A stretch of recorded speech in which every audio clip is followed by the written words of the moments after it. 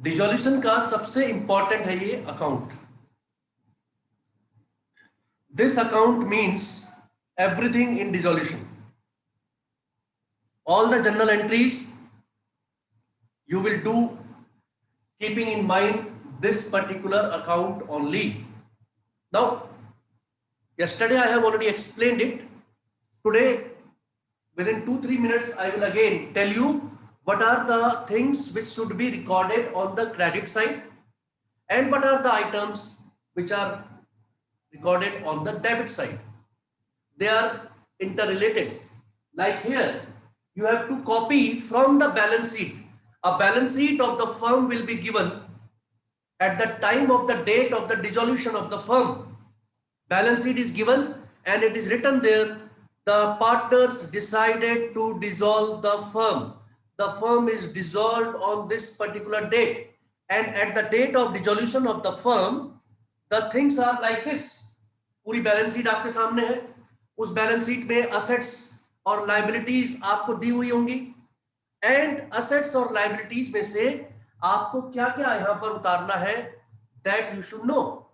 This realisation account is prepared to realise the assets. Realise the asset means उनको आपने बेचा और उनको बेच के जो पैसे आपके पास आए, उस पैसे को आपने यूज करना है for paying off the debts, for paying of outside debts, for paying partners loans and advances, to pay partners what is due to them, and the remaining profit to be distributed amongst the partner in the old profit sharing ratio. इसमें sacrificing ratio, gaining ratio इनका कोई भी काम नहीं है.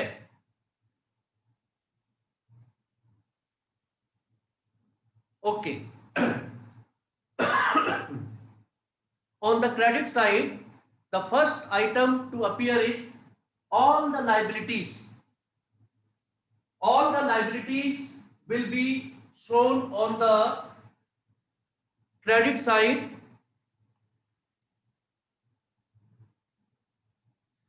and it would be the first item. All liabilities में आप liabilities का नाम लिखेंगे. By creditors, by bill payable, by bank loan, like that you will write there. You will not write from the liability side of the balance sheet. Balance sheet की liability side में ये सारे जो item है आपको नहीं लिखने. You will not right credit balance of profit and loss, you will not right partners capital, you will not right reserves, you will not right any loan from any partner. Any loan from partner, we will make separate loan account. We will make separate loan account for that. Then you will write provision for doubtful debt, provision for depreciation, whatever is there. You will write all the assets जिनको बेच के आपको कुछ पैसे मिले हैं. वो question में लिखा होगा नीचे एडजस्टमेंट में, how much is realized from the sale of assets. एक ही बार एंट्री करेंगे बाय बैंक, और सारी असेट्स के नाम जो जो उसमें क्वेश्चन में दिए होंगे कि इनको बेच के इतने इतने पैसे मिले हैं, you will write here. Total you will write outside. Then you will write any unrecorded asset. Unrecorded asset, you will write unrecorded asset, that is how much amount is received from the sale of any asset which was previously not recorded but now it is recorded in the books of account. Again the entry is same by bank. Journal entry क्या हो रही है इनकी? Journal entry हो रही है bank account debit to realisation account, partners capital account debit to realisation account, liabilities account debit to realisation account. ये journal entry है, याद रखना है. Whenever any liability is disposed, then here is the journal entry. Creditors account debit, bank loan account debit, bills payable account debit to realization account. जितनी भी assets realize होंगी, जितनी भी assets को बेच के पैसे मिलेंगे, we will write bank account debit to realization account. Bracket में आप लिख देंगे asset realised. Asset realised means उसको हमने बेचा असेट को और उसको बेचने के बाद हमें इतने पैसे मिले। Coming back to this side, ये जो लास्ट एंट्री है यहां पर बाय पार्टनर्स कैपिटल अकाउंट, अगर कोई पार्टनर असेट घर ले जाता है अपनी at the time of dissolution, वो कह रहा है ये कार मुझे बहुत पसंद है, I want to take this car, तो कार आप उसे दे देंगे लेकिन उसके अकाउंट से उतने पैसे काट लेंगे। General entry partners capital account debit to realisation account. Then we come back to debit side. Debit side you can see इसी से मिलती जुलती है, इधर सारी लाइबिलिटीज है तो यहां पर सारी असेट्स है। To all assets, to all assets this side.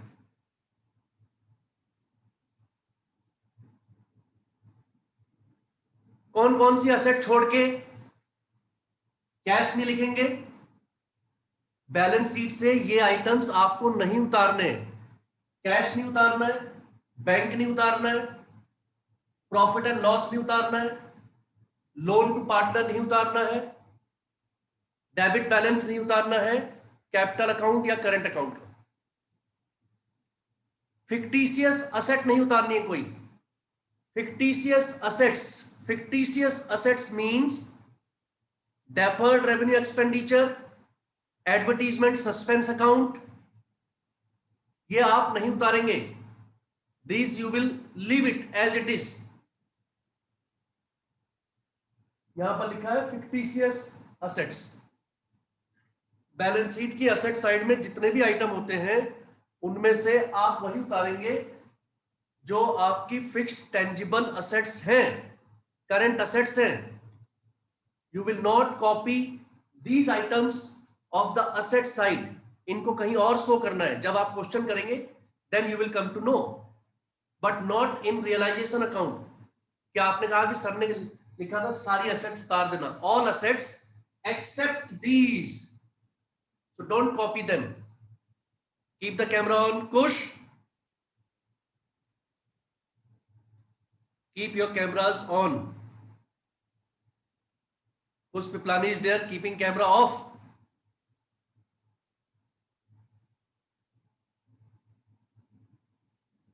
Then number 2, all the liabilities, ये जो liability यहां पर लिखी है या आज ऐड कर रहे हैं, यही लाइबिलिटी यहां पर आप पे करेंगे। Payment of liability, payment of liability, चाहे वो यहां पर आपने क्रेडिटर लिखा हो, यहां पर आपने जो है बिल्स पेबल लिखा हो, आप यहां पर लिखेंगे टू बैंक, ब्रैकेट में लिखेंगे क्रेडिटर्स इतना, बिल्स पेबल इतना, आपने पेमेंट कर दी उनकी। ये वाली असेट ये नहीं, जो असेट आपने यहां पर लिखी है उन्हीं में से जो असेट्स बेचेंगे उनको यहां पर रियलाइज करेंगे। Then there is realisation expenses, some realization expenses are there which are paid by the firm। तो जितना भी रियलाइजेशन का पूरा खर्चा है वो पे करेंगे तो उसकी पेमेंट होगी realisation account debit to bank account. It is given separately in the adjustment कि इतना खर्चा हुआ है पूरे रियलाइजेशन का। Then there is unrecorded liability, जैसे यहां पर है अनरिकॉर्डेड असेट वैसे इस साइड में है unrecorded liability. Unrecorded liability will be paid by the firm, it is also an expense, वो भी यहां पर लिखेंगे। And last, if any partner page liability of the firm, अगर कोई पार्टनर लाइबिलिटी पे करता है फर्म की तो हम उसे लिखेंगे, उसके अकाउंट को क्या करेंगे अगर कोई पार्टनर लायबिलिटी पे करता है तो उसके अकाउंट को हम करेंगे credit. Journal entry realisation account debit to partners capital account, realisation account debit to partners capital account. This is all, ये आपने कल बना लिया होगा। I have sent the format also.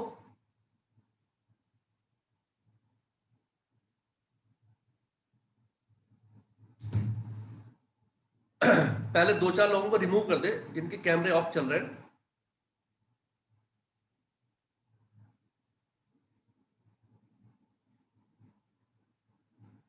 Now take question number, illustration एक आपको explain करेंगे and घर में उसके जो है क्वेश्चन को ट्राई करें आप टुडे।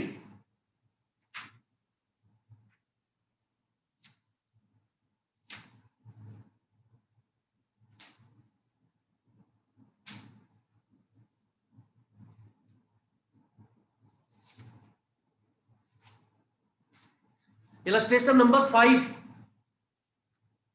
वेरी क्विकली, ये सामने बना हुआ है फॉर्मेट, मैं आपको बताते जा रहा हूं कौन सा पॉइंट कहां पर यूज किया गया है, विच item was excluded, which item is taken, everything if you understand one or two numerical well as to from where the items are to be taken, where they have to be placed, very simple question है, Diya and Riya were partners sharing profit and losses equally. Diya and Riya were partners sharing profit and losses equally. आप सिर्फ बाद में ये decide करना कि how much we have understood. 100 में से मुझे 80% आ गया, 70% आ गया, 50% आ गया, 60% आ गया। अगर आपको 50% भी समझ में आ जाए क्वेश्चन पूरा, तो समझ लीजिए you are going very good. Take it very very seriously. Recording is going on, I am watching everyone. Diya and Riya were partners sharing profit and losses equally, 1:1 ratio। 31 मार्च 2016 को उनकी बैलेंस शीट है ये। इसी तारीख को firm जो है dissolve हो गई। The firm was dissolved on the above date and the following assets and liabilities are there. अब जरा बैलेंस शीट पे नजर डालिए, असेट साइड में, everyone in the balance sheet asset side there is cash, debtors, provision for doubtful debt, stock, investment, plant and machinery, and Diya's loan, partner's loan। तो आप जरा यहां पर देखिए और यहां देखिए, असेट साइड इस साइड है, दिस साइड, असेट साइड में क्या क्या नहीं लिखना है, कैश नहीं लिखना है। बैलेंस शीट में कैश को सर्कल कर लीजिए, नहीं लिखना है हमने उसे। बैलेंस शीट में कैश को सर्कल कर लीजिए, बैंक को सर्कल कर लीजिए, प्रॉफिट एंड लॉस अकाउंट दिया है तो उसे सर्कल कर लीजिए, जो नहीं लिखना है उस पर सर्कल कर लीजिए। फिक्टिशियस असेट इसमें नहीं है कोई। दियाज लोन, पार्टनर लोन है इसमें, लोन टू पार्टनर, उसको भी सर्कल कर लीजिए। आगे बढ़िए पीछे, नेक्स्ट पेज में क्वेश्चन में देखिए रियलाइजेशन अकाउंट बना हुआ है। Next page realisation account is prepared, और आप देखिए बैलेंस शीट की असेट साइड से कौन कौन सी असेट्स वहां पर कॉपी किए हैं। Debtors, stock, investment, plant and machinery. बस क्या छोड़ दिया, कैश छोड़ दिया, दियाज लोन छोड़ दिया और प्रोविजन छोड़ दिया। प्रोविजन इधर आना है, ये रहा। Provision will come on the credit side, provision for doubtful debt. अब आप जो है लायबिलिटी साइड को चेक कीजिए। लायबिलिटी में दिया है sundry creditors, Riyaz loan, general reserve, investment fluctuation fund, Riyaz capital and Diyaz capital. हमें सिर्फ आउटसाइड लायबिलिटी लिखनी है यहां पर, जहां ये लिखा है क्रेडिट साइड में बाय ऑल लायबिलिटी। तो आप देखिए एक ही लायबिलिटी आ रही होगी, by sundry creditors. Realisation account में देखिए bye sundry creditors.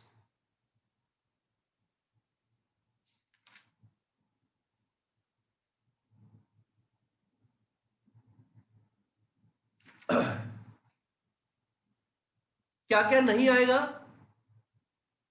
Riyaz loan नहीं आएगा बिकॉज रिया इज पार्टनर, उसका पार्टनर लोन अकाउंट बनाएंगे हम बाद में। ये लिखा है देखिए यहां पर, loan from partner will not come, except loan, except this everything will come. General reserve नहीं आएगा, दोनों पार्टनर की कैपिटल नहीं आएगी, ओनली आउटसाइड लायबिलिटी आएगी.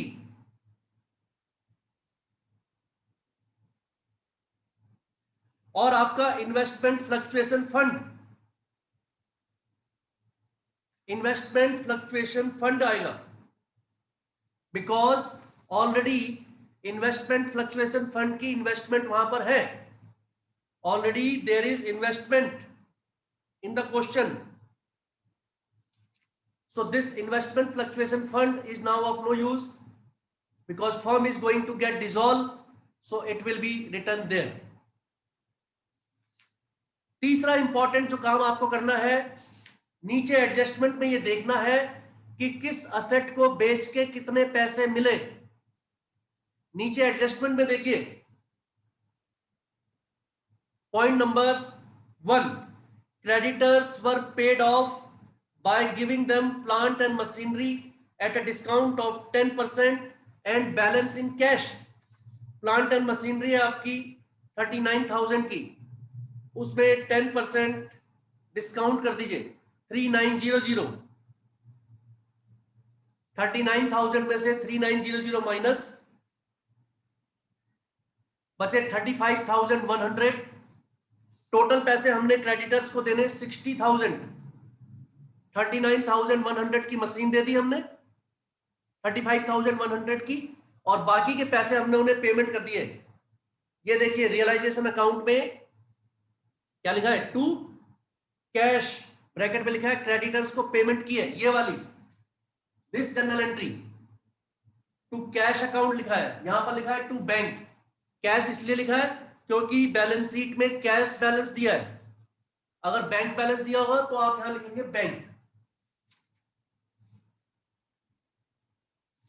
फिर आपका Riya's loan was paid with interest of 500, तो इंटरेस्ट पे किया आपने 500, वो लिख दिया आपने to bank interest.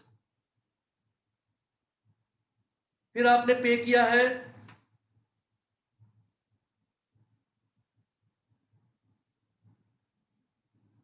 Point number 3, debtors realise 10% less.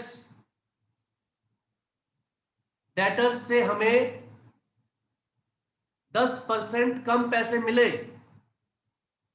Debtors से हमें 10% कम पैसे मिले. डेटर्स आर 42,000, उसमें से माइनस किया 10% लेस, प्रोविजन हटा के, तो आपको मिले 37,800. इन्वेस्टमेंट 80%, इन्वेस्टमेंट 80% वो मिल गए आपको. यहां पर दिखा दिया आपने क्रेडिट साइड में बाय बैंक, डेटर्स से इतने पैसे मिले, इन्वेस्टमेंट से इतने पैसे मिले. ठीक, उसके बाद आ गया आपका, एक पार्टनर ने असेट लिया, एक पार्टनर ने लायबिलिटी पे की है. Point number 4, stock was taken over by Riya at 7,000. Stock जो है वो असेट होती है, वो रिया ले गई अपने घर. असेट टेकन ओवर ये रहा दिस साइड, तो यहां पर लिखा होगा by Riya's capital account, asset taken over by Riya, तो उसका अकाउंट डेबिट होगा. और दिया जो है रियलाइजेशन एक्सपेंसेस पे किए दिया ने 600. On the debit side you will write to Diya's capital account 600 rupees, that is all. उसके बाद आपने टोटल किया, टोटल जब आपने किया तो आपका टोटल जो है वो आ रहा है दिस साइड, डेबिट साइड का टोटल आ रहा है ज्यादा, क्रेडिट साइड का टोटल आ रहा है कम. सो डेबिट साइड का total minus credit side. Loss, loss is distributed between the partners Diya and Riya in the old ratio. Old ratio you see The old ratio is 1:1. The loss is distributed amongst the partner in the old ratio.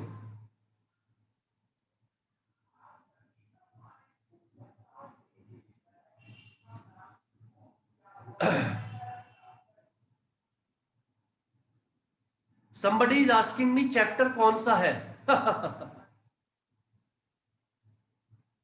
You see, somebody is asking chapter कौन सा है. Yes, Prince Rotela ji, turn the camera on.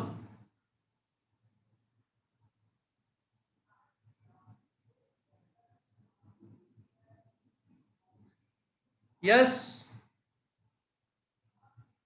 अब बोलो भी. Prince Rautela, unmute. Sir मैं कह रहा था जो यहाँ पे डेट और इन्वेस्टमेंट वाला है, हाँ, सर उसके ऊपर सर यहाँ पे कैश लिखा है बुक में, सर बैंक भी लिख सकते हैं उसकी जगह. मैंने बताया तो रीजन. बैलेंस शीट में कैश बैलेंस दिया हुआ है, इसलिए हम कैश लिख रहे हैं सब जगह. बैलेंस शीट में अगर बैंक दिया होगा तो हम बैंक लिखेंगे, और बैलेंस शीट में दोनों दिए हो अगर कैश भी और बैंक भी, तो हमारी मर्जी है हम क्या लिखेंगे, कैश या बैंक. अगर आप कैश लिखेंगे तो बाद में कैश अकाउंट बनेगा, अगर आप बैंक लिखेंगे तो बाद में बैंक अकाउंट बनेगा. तो इसमें तो हमारे पास कैश है, बाद में हम कैश का बैलेंस निकालेंगे तो लास्ट में देखो कैश अकाउंट बनाया होगा. बनाया. Yes sir. यस अगर सर. बैंक होता तो हम बैंक से सारी पेमेंट करते, लास्ट में बैंक अकाउंट बनता, बैंक बैलेंस निकलता. ये ध्यान रखना, इसमें अंतर हो जाता है. कैसे? जो लास्ट में आप कैश अकाउंट बनाएंगे उसकी दोनों साइड बराबर आनी चाहिए. डेबिट साइड में सारे पैसे आएंगे डिसोल्यूशन से, और सारे पैसे की आप पेमेंट करेंगे क्रेडिट साइड में, तो दोनों साइड के बराबर आएंगे, तभी तो इक्वल माना जाएगा. यानी कि जितने पैसे आए थे वो सारे पैसे आपने बांट दिए. दैट आपका रियलाइजेशन अकाउंट सही बना है, आपका कैश अकाउंट सही बना है, लोन अकाउंट सही बना है, और आपका लास्ट में जाके ये पार्टनर्स कैपिटल अकाउंट सही बना है. तो फिर जब सारी चीजें ऊपर से सही बनती हुई आएंगी तो आपका कैश अकाउंट भी सही आएगा. इसमें सिर्फ मेन चीज है रियलाइजेशन अकाउंट. जो लोन अकाउंट है, जो कैपिटल अकाउंट है और कैश अकाउंट है, वो आपको ऊपर से ही देख के बनाना है, मतलब उसमें आइटम्स फिल करने हैं. Very simple but very very brainy. I hope आप जब क्वेश्चन करेंगे, क्वेश्चन नंबर 4, प्रैक्टिकल क्वेश्चन 4 और 5 कर लेना आप, जिससे कि आपको जो है ये थोड़ा सा आइडिया हो जाए कि कौन सा पॉइंट कहां पर हमें लिखना है. Thank you. God bless all of you.